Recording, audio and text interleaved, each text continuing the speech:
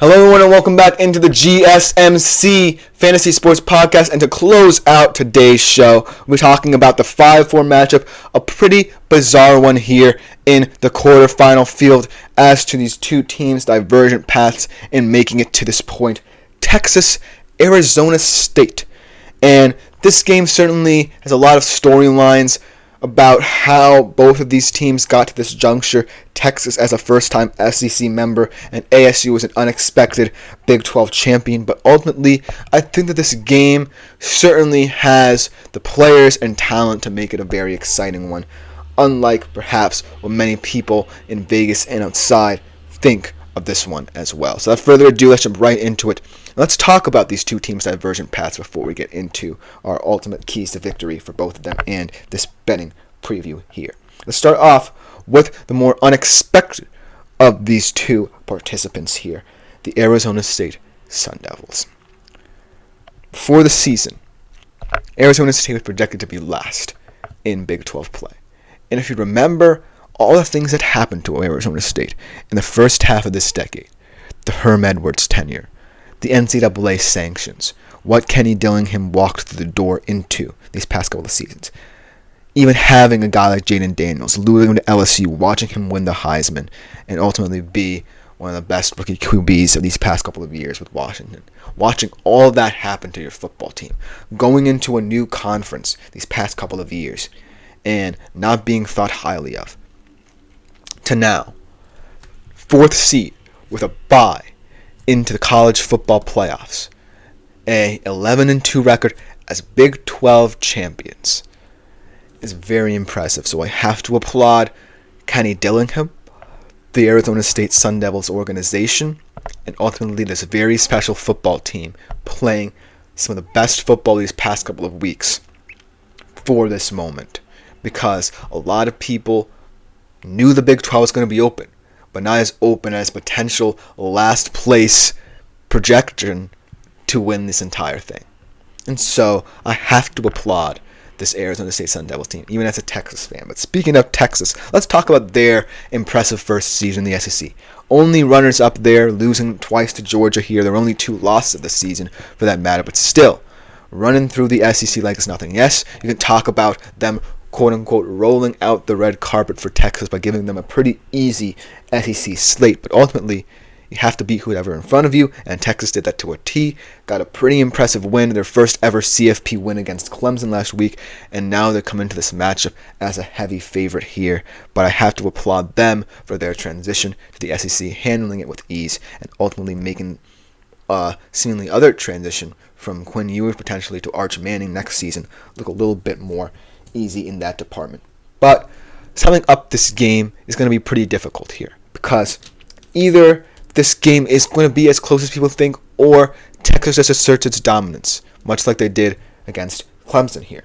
But ultimately, there are some keys to victory for Arizona State that are as intriguing as what I talked about with Boise State as well, and I kind of alluded to talking about in this segment as well. So ultimately, talking about these keys to victory, let's start out with Texas though, because Texas are the better equipped team for this game. The number 3 defense in the nation, perhaps the best defense by many people's standards in the nation, if you look at it that way.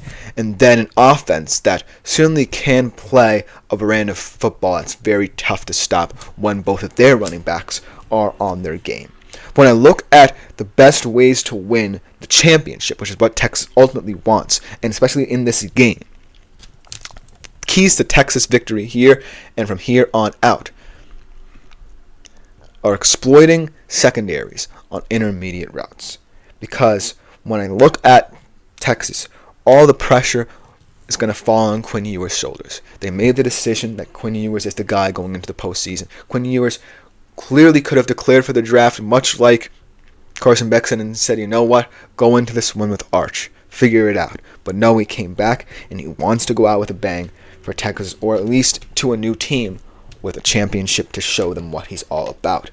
So I think that in terms of making Quinn Ewers comfortable in this one, you gotta exploit that ASU secondary. They're the weakness on this football team for Arizona State, and I think that if you know, much like they did against Clemson, if Texas's run game is getting going, Look for Quinn Ewers to exploit that defense, much like he did against Clemson, taking those intermediate routes, taking those rhythm routes over the linebackers and safeties for that easy yardage, because we know that that's where he's most comfortable. I think that a lot of people criticize him for not throwing the ball deeper or as accurately as they think he should. But ultimately, when I see the best of Quinn Ewers as a Texas fan, it's when he's in rhythm and when he's got his running game going. And I know it's kind of cliche to talk about with all these quarterbacks in this 12-team field relying on the run game a lot, but Quinn Ewers clearly does to a T, because he is one of those guys who can clearly take advantage of weakened defenses when his running game is going. And that's the best part of this Texas offense, when everything's in lockstep and Steve Sarkisian can call any play he wants and know that he's comfortable with his guys executing. And it's going to come down as well to this Texas offensive line, because this Texas offensive line has been very impressive in run protection. In pass protection over the past couple of weeks, maybe not. It might be down to Quinn Ewers holding on to the ball a little bit too long, but ultimately they're going to have to do a better job in that department if they want to win a championship. So another big part of what I want to see out of Texas against this ASU defense is that rhythm along the offensive side as well, from run protection into pass protection for Quinn Ewers.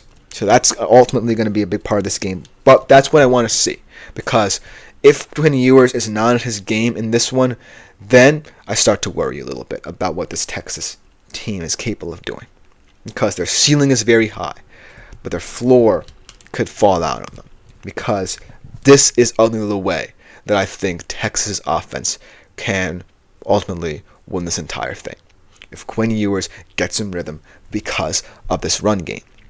And looking at this Texas defense, they're certainly capable of giving him as many possessions as he needs to get into that rhythm.